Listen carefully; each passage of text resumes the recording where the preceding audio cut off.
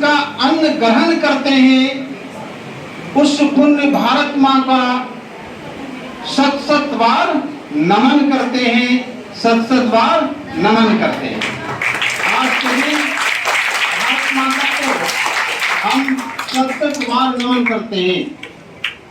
तो हम कह रहे थे कि आजादी तो मिली, लेकिन उन शहीदों का जो सपना था, उन क्रांतिकारियों का जो सपना था कि हमारा भारत कैसा होगा, आजादी के बाद भारत कैसा होगा, इसके बारे में थोड़ा दो शब्द हम कहना चाहेंगे। जो पुराना इतिहास हमारा है, जो पुरानी बातें हैं, उन बातों को तो बहुत दोहराया ही गया, लेकिन अब हम थोड़ी सी नई बात की चर्चा करेंगे। आजादी मिली, लेकिन आज देश की दुर्दशा क्या है, वह राजनीतिक परिप्रेक्ष्य में हम ले तो चारों ओर घोटाला घोटाला घोटाला की आवाज सुनाई पड़ती है। क्या यही हमारे शहीदों का सपना था कि स्वतंत्र भारत का इतिहास घोटालों से चलेगा? क्या यही हमारे देश के बलिदानियों का सपना था कि भारत में आर्थिक शोषण होगा, भारत गरीबों का शोषण करेगा? ये सपना नहीं था, लेकिन आज का भारत इस प्रकार से चल रहा है। आप याद करें, अंग्रेज तो गए, लेकिन जाते जाते हमारे देश को दो हिस्सों में बांट करके और दूसरा हिस्सा पाकिस्तान बना, लेकिन वो पड़ोसी राष्ट्र आज तक भारत को परेशान और बेचैन करके रखा है। बार बार सीमाओं पर आतंकवादी संगठन के द्वारा भारतवासियों को गोली से भूंजा जा रहा है, प्रताड़नाएं दी जा रही है। तो क्या हमारा यह कर्तव्य नहीं है कि उन आतंकवादियों से मुकाबला कर हम अपने देश को स्वच्छ लोकतंत्र की ओर ले चलें? लेकिन हम राजनीति के कारण कभी इधर कभी उधर की बात करके जो मुख्य बातें हैं उनके ऊपर हमारा जो काम होना चाहिए उसके ऊपर हमारा ध्यान नहीं है। हम कुर्सी चाहते हैं, हम कुर्सी पकड़ना चाहते हैं। शहीदों का यही सपना था। जरा आप गौर से सोचें कि क्या अगर वह जानती कि हमारा देश इस प्रकार का होगा, यहाँ कुर्सी की लड़ाई चलेगी, यहाँ गरीबों का शोषण किया जाएगा, यहाँ राजनीतिकरण होगा, तो शायद हमको लगता है कि भगत सिंह जैसे लोग, चंद्रशेखर आजाद जैसे लोग हंसते हंसते फांसी के फंदे पर नहीं झूलते, सीने पर गोलियां नहीं खाते। लेकिन मैं ये कहना चाहूंगा कि उन शहीदों के सपनों को साकार करने के लिए हम नौजवानों को खड़ा होना पड़ेगा। और जो भारत में अत्याचार, अन्याय, लूट खसोट जो कुछ भी हो रहा है उसे दूर करने के लिए हमको तत्पर होना पड़ेगा। उसके लिए हमको लड़ाई लड़नी पड़ेगी। कहा जाता है जिस मुल्क में कभी बहती थी दूध की नदियां, जिस मुल्क में कभी बहती थी दूध की नदियां, उस मुल्क की मिट्टी को खून से तर देखा है। आज यही हमारे देश की हालात है। आज यहाँ मर्डर, आज वहाँ मर्डर, आज वहाँ खून खराबी हो रहा है, आज वहाँ लूट खसोट हो रहा है। क्या शहीदों का यही सपना था? इसके बारे में हमें सोचना पड़ेगा। आजादी आजादी आजादी तो मिली, शहीदों ने अपना काम किया, देश को आजाद करने के लिए अपने प्राण की आहुति दी। लेकिन अब हमारे देशवासियों का क्या कर्तव्य होना चाहिए, इसके ऊपर हमें ध्यान देने की जरूरत है। रंग और गुलाल से कभी सुर्ख थी ये जमीन, रंग और गुलाल से कभी सुर्ख थी ये जमीन, अब खून से सुर्ख इंसान का पर देखा है, मिलता नहीं सुकून आज घर और बाहर में, मिलता नहीं सुकून आज घर और बाहर में, मौत भी दस्तक दे रही है अपनी अदाओं में सुख चांद सितारे आज लगते हैं बेचारे, सूरज चांद सितारे आज लगते हैं बेचारे, मिलता नहीं है शौक अब दिल के उजालों में। तो ये भारत की दुर्दशा है।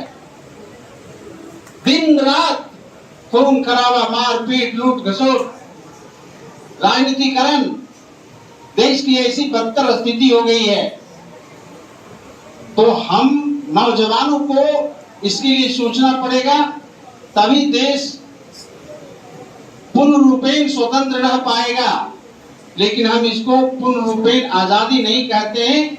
जो अभी वर्तमान देश की हालात है कि कुछ लोग अपने पेट भरने के लिए कुछ से कुछ कर रहे हैं और बाकी गरीबों को कोई देखने वाला नहीं है। बगल का पड़ोसी देश पाकिस्तान हमें आंख दिखा रहा है, हमारे ऊपर जुल्म कर रहा है। हम क्या कर रहे हैं? हम उसके लिए क्या कर रहे हैं? हम चुपचाप उसको सह रहे हैं, देख रहे हैं, उससे मुकाबला हम नहीं कर पा रहे हैं। एक छोटा सा पाकिस्तान देश जिसको भारत से अलग किया गया, एक मुस्लिम राष्ट्र के रूप में वो जाना जाता है, और इतने बड़े जनसंख्या वाला यह देश भारत चुपचाप मुंतसब होकर के देख रहा है। तो हमें इसके ऊपर सोचना पड़ेगा। आज के नौजवानों को उसके ऊपर विचार करना पड़ेगा, तभी हमारा देश पूर्ण रूपेण स्वतंत्र रहेगा। और नहीं तो आजादी तो मिली है, आजादी चली जाएगी। हम लड़ते रह जाएंगे, स्वार्थ परता की भावना से प्रेरित होकर एक दूसरे से लड़ते रह जाएंगे और फिर हम चले जाएंगे, हमारा देश फिर स्वतंत्र हो जाएगा। हमें इसके ऊपर विचार करने की जरूरत है। और ऐसा नहीं है कि इस आजादी के लिए सिर्फ सुभाष चंद्र बोस, चंद्रशेखर आजाद, वीर भगत सिंह ऐसे लोगों की ही देन है। हमारे इतिहास में कुछ ऐसे गुमनाम स्वतंत्रता सेनानियों का भी नाम आता है जिनकी चर्चा हम करते नहीं है, जिसमें प्रफुल्ल चंद्र पट्टनायक, श्याम वर्धवार, कई ऐसे लोगों का नाम आता है, लेकिन उसकी चर्चा हम नहीं करते हैं। जो गुमनाम स्वतंत्रता सेनानी के रूप में जाने जाते हैं, उनका भी योगदान रहा है भारत को स्वतंत्र कराने में। वो भी अपना खून बहाए हैं, वो भी अपने बलिदान दिए हैं, उनको भी हम एक बार याद करना चाहिए। उन लोगों को भी एक बार याद करना चाहिए और इस स्वतंत्रता दिवस के अवसर पर भावभीनी श्रद्धांजलि अर्पित करनी चाहिए। कहा जाता है कि आज जो देश की हालात है, तो हम अगर उसके ऊपर गौर करते हैं तो दो पंक्ति से हम उन बातों को स्पष्ट कर रहे हैं कि एक सीता के लिए राम ने मारा था रावण को, एक सीता के लिए राम ने मारा था रावण को, आज लाखों सीताओं को हरते सरेआम देखा है। यही हमारे देश की स्थिति है, यही हमारे देश की स्थिति है। आज इधर अपहरण हो रहा है, आज इधर किडनैपिंग हो रहा है, तो इनको कौन देखेगा? इसको कौन जवाब देगा? हम सिर्फ स्वार्थपरता की भावना से कार्य करते हैं, लेकिन इसके ऊपर हमारा ध्यान नहीं है। पाकिस्तान बार बार हमें परेशान कर रहा है। इसके संदर्भ में हम बार बार कहते हैं कि पत्थर कोई मत फेंक, पत्थर कोई मत फेंक तुम मेरे मकान पर, पत्थर कोई मत फेंक तुम मेरे मकान पर। ये कांच का मकान है, जरा टूट जाएगा। बारूद बिछाने वाले कभी सोचा है कभी तो लाह के मकान में भला कैसे बचेगा? इस पर ध्यान देने की जरूरत है। जो हमारे देश को तबाह करता है उसको उसी बारूद से जवाब देने की जरूरत है, उसी गोली से जवाब देने की जरूरत है। ये कौन करेगा? हम सिर्फ स्वतंत्र स्वतंत्र भारत का रट लगाते हैं और स्वतंत्र भारत की आड़ में हम अनेकों गलत कार्य को कर रहे हैं। इसको समाप्त करने की जरूरत है। तो आप युवा पीढ़ी ही इस कार्य को कर सकते हैं। भगत सिंह को जब फांसी लगाई जा रही थी तो भगत सिंह ने कहा था कि लिख रहा हूं मैं अंजाम जिसका कल आगाज आएगा। जब फांसी के फंदे पर उनको झुलाया जा रहा था तो उन्होंने कहा था, लिख रहा हूं मैं अंजाम जिसका कल आगाज आएगा, मेरा लहू का हर एक कतरा इनकलाब लाएगा। मैं रहूं या ना रहूं, मैं रहूं या ना रहूं, पर ये वादा है तुमसे, मेरे मरने के बाद मरने वाले का सैलाब आएगा, मरने वाले का सैलाब आएगा।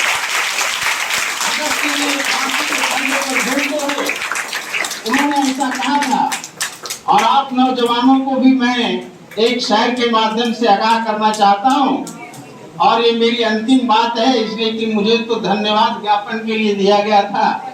कहने का तो बहुत कुछ है, लेकिन हमारे सहयोगी वृंद सरसरी निगाह से देख रहे हैं कि अब कितना बोलेंगे मैं, तो मैं अपनी बात संक्षेप में समाप्त करना चाहता हूं। दो पंक्ति के माध्यम से आप नौजवानों को आगाह करते हुए,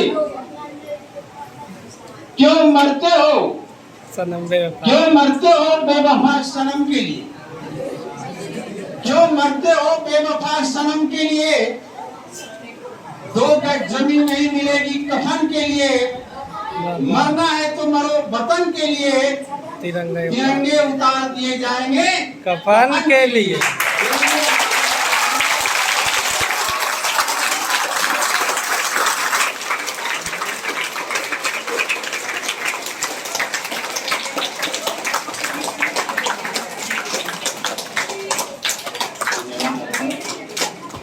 सभी विद्यार्थियों से अनुरोध है, क्या अपने अपने कक्षा कक्ष में जाकर बैठेंगे, शांति बनाए रखेंगे। कार्यक्रम का समापन यहीं पर होता है।